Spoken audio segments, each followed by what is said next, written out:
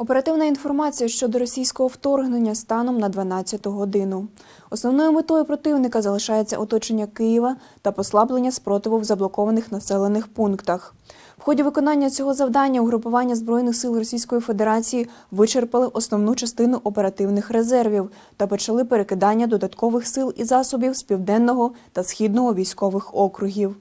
На Слобожанщині підрозділи 20-ї армії противника намагаються продовжити наступ на об'єднані сили на Новоайдарському та Сєвєродонецькому напрямках. На Донецькому оперативному напрямку противник намагається утримати кільце оточення навколо міста Маріуполь.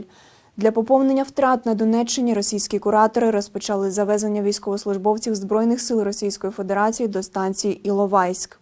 У Чорному морі морське угрупування противника має завдання уражати надводні сили ВМС, але частіше жертвами російських морських піратів стають цивільні судна та їх екіпажі.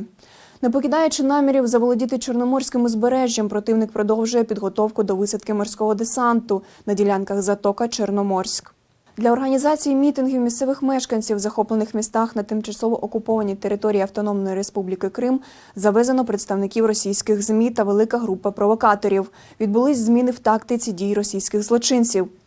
Не виконавши завдання військового бліцкригу, Російська Федерація переходить до відверто терористичних способів ведення бойових дій на територіях України. Збільшено частку завдань із застосуванням підрозділів спеціального призначення у передмісті населених пунктів. Почастішали випадки застосування повітряних десантів для наведення мостових переправ через водні перешкоди. Російські окупанти приділяють значну увагу активізації заходів психологічного впливу на населення та війська.